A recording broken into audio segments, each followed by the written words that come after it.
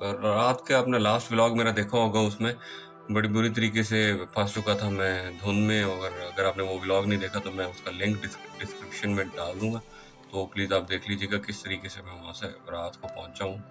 और उसके आपने एहतियात बहुत ज़रूरी है यार, आराम से आए। अल्हम्दुलिल्लाह मैं सेफली पहुँच चुका था। आज के दिन की स्टार्ट करेंगे जी। आज काफ़ी काम है थोड़े शॉप के हवाले से, तो मैं चलता हूँ तो आपको दिखाता हूँ चल के। कुछ मटेरियल वगैरह हमने लेना है शॉप का, प्लास्टिक बैग्स ख़त्म हुए हुए थे रास्ते में से, वो ले लेंगे।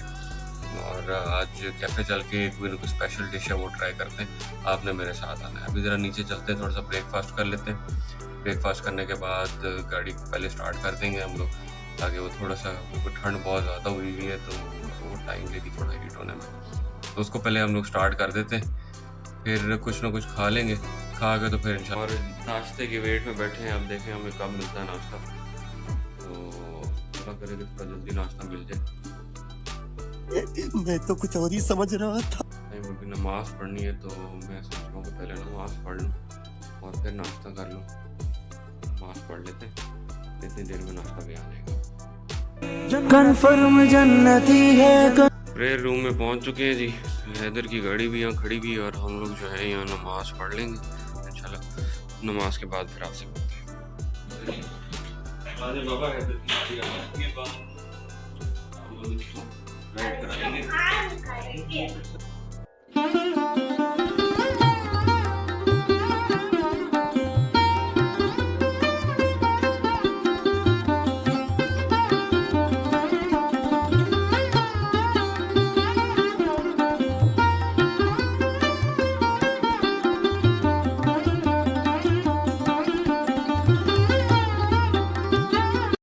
ब्रेकफास्ट अल्हम्दुलिल्लाह जी आ चुका है। ब्रेकफास्ट कर रहे हैं और ये बारबेक्यू फिश है, इसके साथ इसकी कोई चटनी शटनी है, मज़ा आने वाला है। इधर आप क्या कर रहे हैं बाबा? ब्रेकफास्ट करना है आपने? क्या कर रहे हैं? चलो ठीक है, आप ब्रेकफास्ट करते हैं फिर निकलते हैं काम के लिए। ओके। और बाहर आज मौसम बहुत अच्छा है, सनी है, सूरज निकला हुआ है आज बड़े दिनों के बाद, बहुत बेहतरीन किस्म का। अल्लाह का शुक्र है, कुछ ठंड कम है। गाड़ी स्टार्ट हो चुकी है, थोड़ी देर इसको छोड़ देते हैं ताकि जो है अपना टेम्परेचर मेंटेन कर जाए, उसके बाद निकलते हैं। कूलेंट चेक कर लेते हैं। गाड़ी ऑलमोस्ट गर्म हो चुकी है, घर से निकलने के लिए रेडी है। रास्ते में ट्रैफिक सी ऑफ करने आ गए। बाय बाय बाबा, बाय बाय।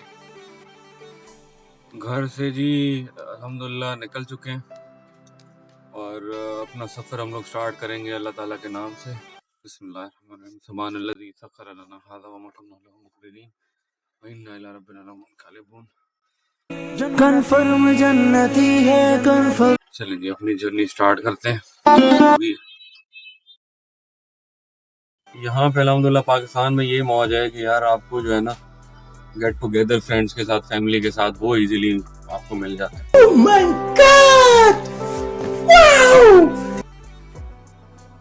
आज मैं आपको जो बताऊंगा टॉपिक भी मैंने उसमें डिस्क्रिप्शन में भी उसमें डाला है हेडिंग में, कि यूरोप और ऑस्ट्रेलिया, कनाडा, मतलब कि यूएई से बहुत दर्जे बेहतर है।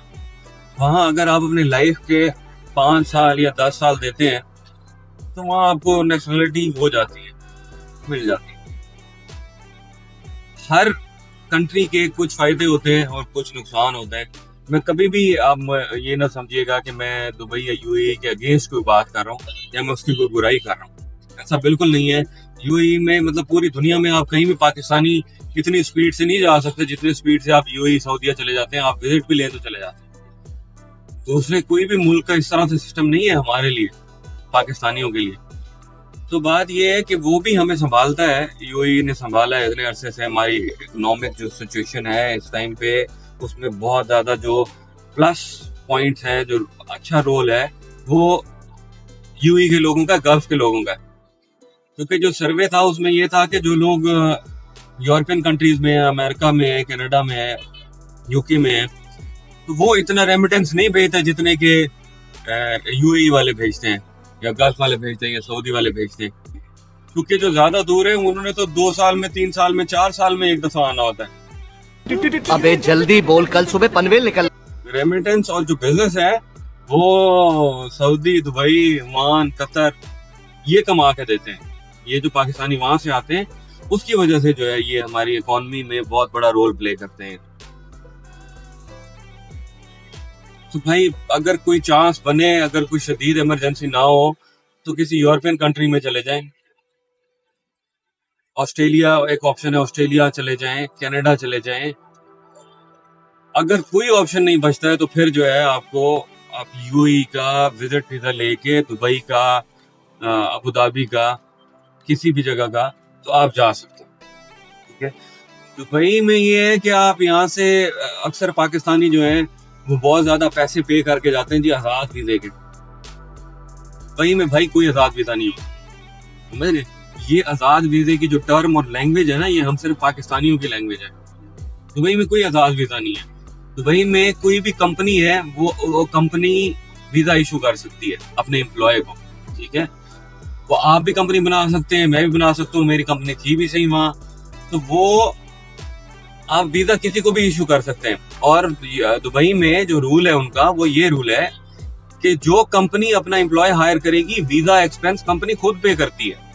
ठीक है, और आप सिर्फ जॉब वहीं कर सकते हैं, दूसरी कंपनी में कहीं जॉब नहीं कर सकते। जो कंपनी ने आपको वीजा दिया हुआ होता है तो वो। लेकिन ये हम लोग जो है एशियन, स्पेशली इंडिया, पाकिस्तान, हम लोगों ने वहाँ कंपनियां बना के ना हम लोग वीजा भेजना शुरू कर देते हैं। मतलब अगर वीजे का एक्सपेंस वहाँ हमें 4,000 आ रहा है या 5,000 दरम आ रहा है तो हम 10-12 हजार में 5-7 हजार ऊपर रख के उस बंदे से पैसे ले लेते हैं।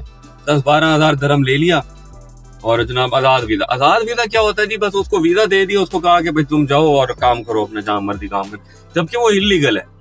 उसके लिए फिर आपको परमिट मिलते हैं, परमिशन लेनी पड़ती है, उसका पूरा डॉक्यूमेंटेशन प्रोसेस है, वो कोई भी नहीं करवाता है।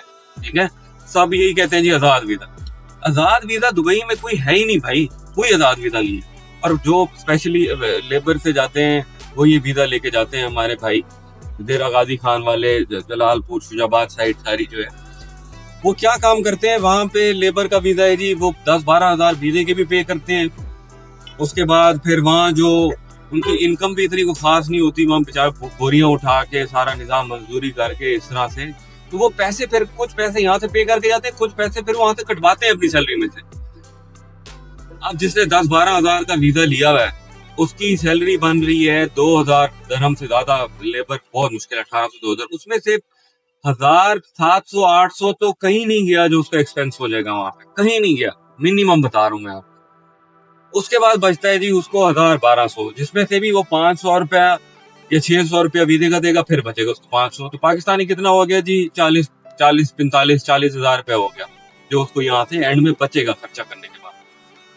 तो भाई बात ये है कि यार ये हम लोगों की अपनी गलती है। एक तो हम लोगों को इतना नॉलेज नहीं है, जब स्पेशली कोई भाई जो मतलब अच्छी डिग्री होल्डर हैं, जब वो बात करते हैं ना जाके हम लोग वहाँ आजाद वीजा ले लेंगे, तो मैं कहता हूँ यार आप लोग प्लीज किसी से मशवरा कर लिया करो, एक मुल्क का कानून है वो देख लिया करो कि भाईजान कोई वीजा आजाद है ही नहीं। ठीक है, आजाद वीजा वहां पे कोई है ही नहीं। वो इसी तरह से मेरी तरह का कोई भाई होगा या कोई दूसरा भाई होगा, वो कंपनी बना के जो वीजा भेज देगा। भाई वहाँ काम करना भी तो मसला है ना, किसी कंपनी में आप काम भी नहीं कर सकते इस तरह से। काम करेंगे अगर आपको वहां पकड़ लिया डिपोर्ट कर देंगे तो वो पैसे भी आपके जाया जो आप यहाँ से लगा के लोग बहुत कुछ बेच के जाते हैं। यार मैंने खुद देखा है, मैंने वहां रहा हूँ, मैंने लोगों से पूछा है, कोई जेवर बेच के आया हुआ है, कोई पैसे बेच के आया हुआ है। भाई प्लीज नहीं करो इस तरह से। आप किसी भी कंपनी में जॉब के लिए अप्लाई करते हो गल्फ में, तो हाँ ज्यादा ये है कि आप यहाँ से विजिट पे चले जाओ। ठीक है, विजिट ले लो, विजिट पे चले जाओ, वहां जाके 3 महीने का विजिट होता है। 3 महीने में आप अपना जो है जॉब सर्च करो, जिस कंपनी में भी आपको जॉब मिल जाएगी कंपनी आपको खुद वीजा देगी। भाई मैंने वहां 5-7 साल जॉब की है, मैं एमिरेट्स में एयरपोर्ट पे जॉब करता रह गया हूँ, दूसरी लोकल प्राइवेट कंपनियों में जॉब करता रह गया हूँ, मेरी अपनी कंपनी भी मैंने वहां बनाई हुई थी। तो बात यह है कि कभी भी आप लोग वीजे के पैसे नहीं पे करने आपने। वीजा जो है यूएई में तो स्पेशली, सऊदी का मुझे ऐसे जितना एक्सपीरियंस नहीं है, वहां पे भी ये सिस्टम है, लेकिन वो जो है अरबी जो होते हैं अरबाब, वहां के जो स्पॉन्सर होता है वो आपसे चार्ज करता है। तो मैं तो आपको बिल्कुल मैं दुबई का इतना एक एक्सपीरियंस है मुझे कि मैं आपको ये बता दूं कि यार आप लोग प्लीज बराए मेहरबानी यहाँ से विजिट ले लें, विजिट लेके चले जाएं।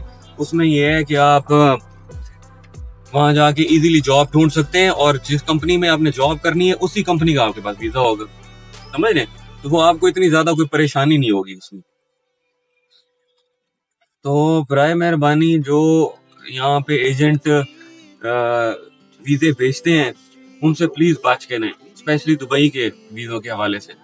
आपने यहाँ पे सिर्फ एयर टिकट लें जी, अपना वीजा लें और कुछ मेरा ख्याल है धर्म होते हैं, आप booking.com से बुकिंग करवा सकते हैं, या आपका वहाँ कोई जानने वाला हो तो वहाँ आप उसके पास अकोमोडेशन अपनी रख सकते हैं जो कि आप पे करेंगे उनको। तो वहाँ पे और वैसे भी पाकिस्तानी रूम बहुत होते हैं, आप कहीं पे भी जाके वहाँ होरलस देरा में या नासिर स्क्वायर में तो वहाँ रह सकते हैं। अब तो बर दुबई में काफी पाकिस्तानी हो गए, पहले तो वहाँ इंडियंस होते थे सारे।